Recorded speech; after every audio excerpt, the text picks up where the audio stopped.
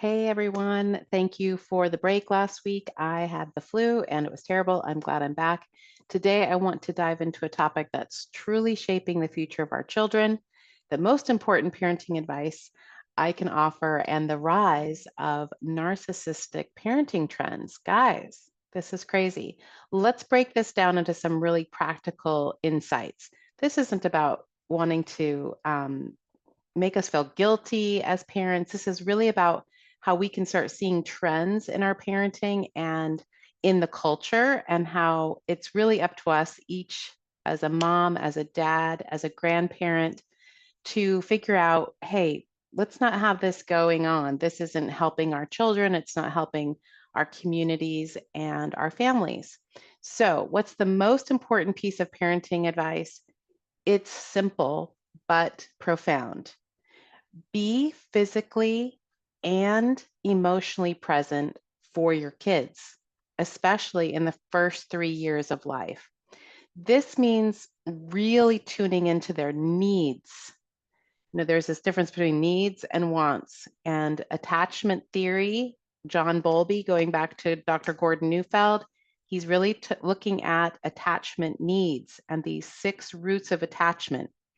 So we play out wanting and needing these 6 roots to be there in our life as we grow.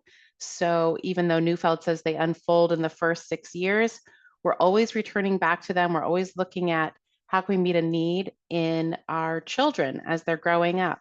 And I work with parents, with young children, with grade school, middle school, and high school. And we're always looking and going back to these roots. So soothing them when they're upset, engaging in meaningful play, even with a high schooler, right? Tossing a ball around, having a conversation about something they're interested in, listening to a song they really love, creating a secure attachment. We've talked about what that looks like in previous videos. So it's really important that we understand children thrive when they feel safe, when they feel loved, and they feel understood. It's absolutely not about perfection, but it's about presence, being there, right? When you have someone who really is listening to you and understands you, and that invitation to be in your presence means everything to a human being. And what's happening, we'll talk about like what's happening. Why aren't children having emotional and physical presence happening for them with their parents? So there's this concerning trend that a lot of like psychoanalysts and psychologists, developmentalists, they're all looking at this rise. And there are many factors, right? We've got this technology that's really different and taking over. And even kids who are like in their 20s right now are noticing a difference in their younger peers, their younger siblings, because of technology and its impact. But generally speaking, what is interesting is there's this idea that there's this rise of narcissistic parenting that is coming up in our culture. And so studies suggest this trend is linked to the growing anxiety, depression, and mental health challenges we're seeing in kids today. So I want to explain how this shift has happened across 3 generations now. And we need to stop it. We can stop it. And we can look and reflect on our own parenting and be like, okay, wait, I don't want to fall into this trend. So we've got our first generation where it appeared, and that's essentially we've got the grandparents of today. And when we think about grandparents, this is our grandparents' era, I guess. So in the past, parenting was often authoritarian, right? Think discipline, obedience, and however, like basic provision for the children will be provided, but it's my way or the highway, right? However, so emotional attunement was often missing. We get that. We're seeing the TikToks, or seeing the Instagram. If you're on parent TikTok and parent Instagram, you're going to be seeing that kind of information. Like, a lot about emotionally attuning to your children, because this was missing for our grandparents, basically, the grandparents of our children, so our parents.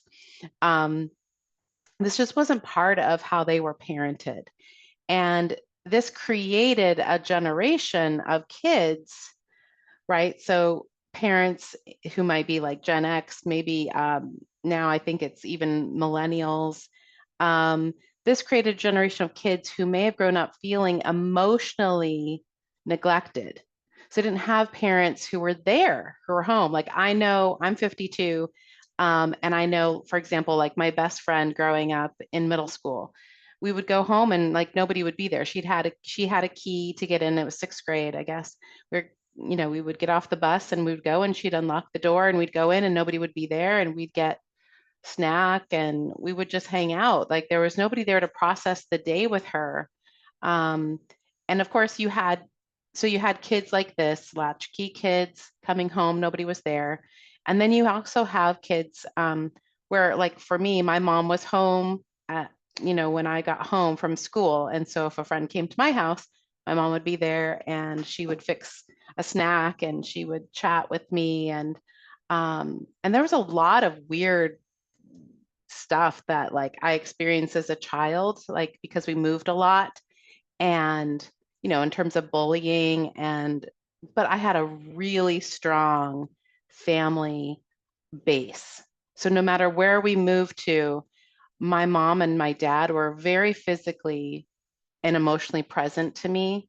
My dad actually traveled a lot, but whenever he was home, we had amazing chats about life and school and friends, and he had the best advice. And my mom was like a consistent, foundation to my emotional health as a child.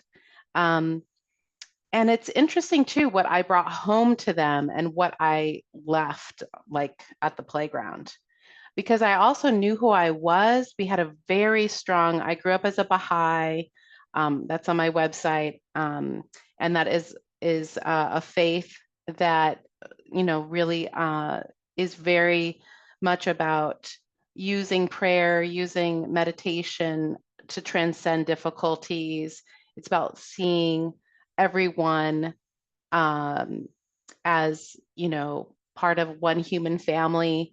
So I also was exposed to a lot of different people and perspectives growing up. We had a lot of international students who lived with us. We had a lot of extended family members who would come and stay with us when they needed a place to stay and things like that. So just my home was a real hub of emotional connection. And I think that's also really interesting when I look back.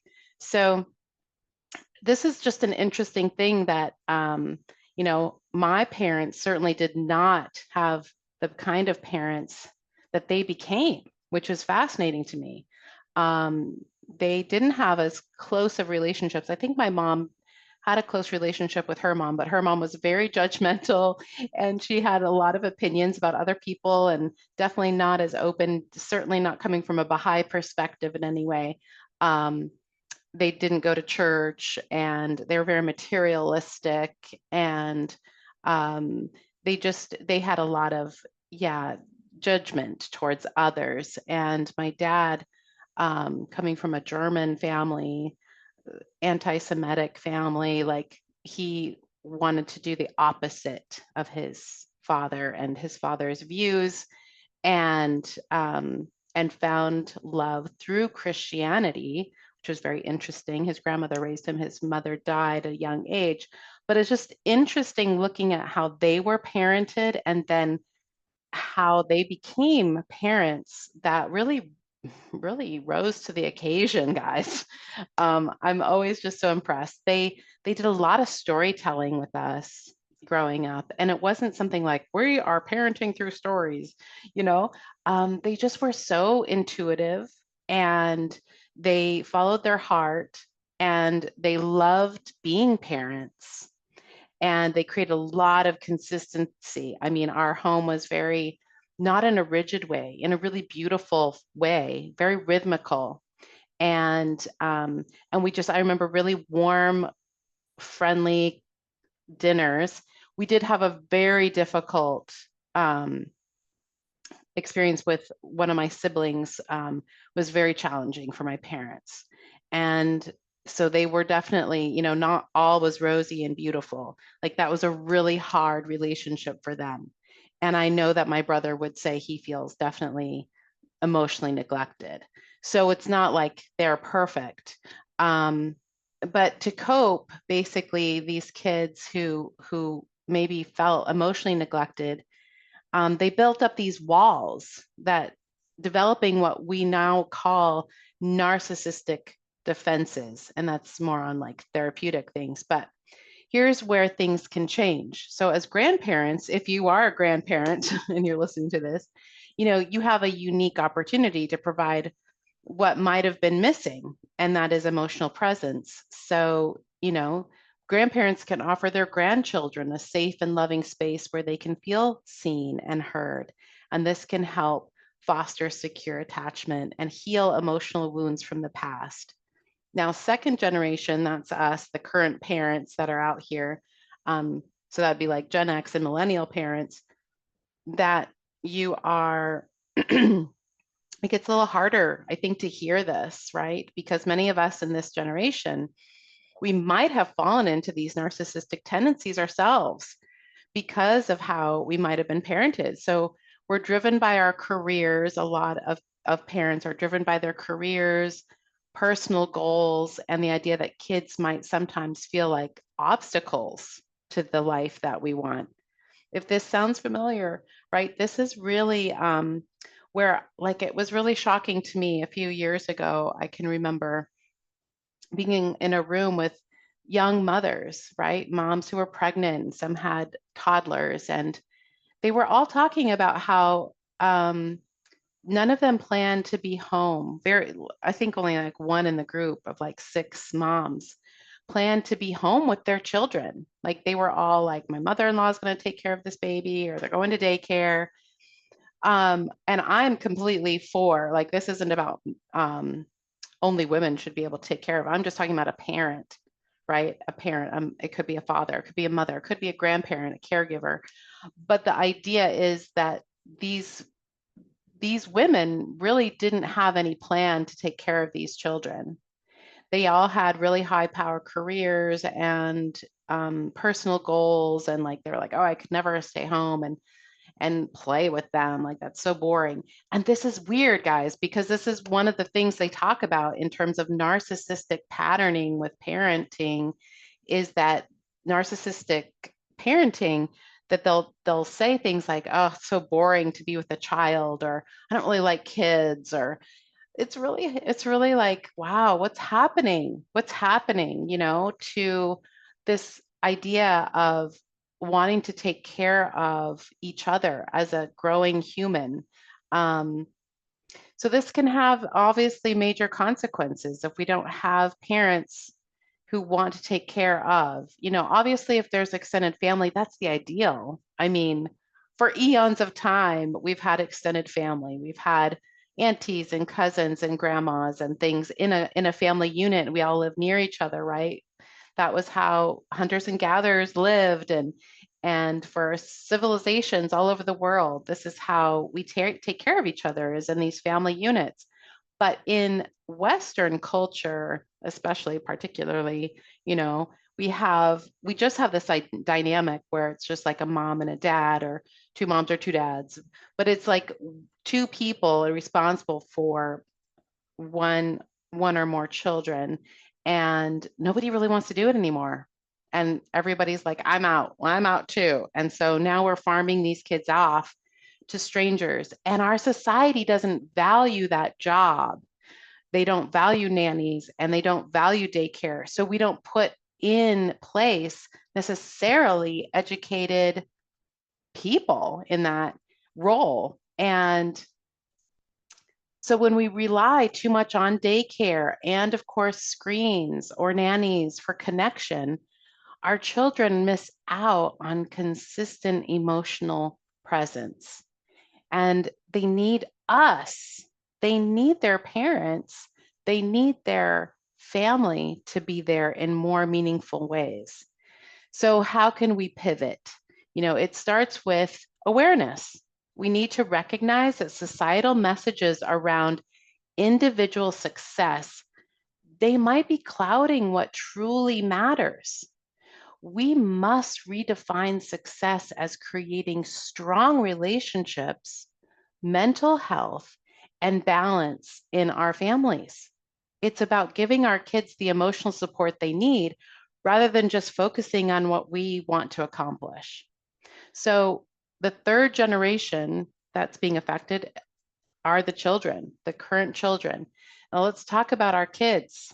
This generation is experiencing unprecedented levels of anxiety and depression, guys. And a lot of it is due to a lack of secure attachment and constant pressure to succeed in a highly competitive world. So we can break this cycle, though. We can. I'm here to give you hope. The key is to prioritize their emotional well being over these external markers of success. This means creating a home where they feel emotionally safe, a place where they are free to express themselves, be understood, and know they're loved for who they are, not what they achieve.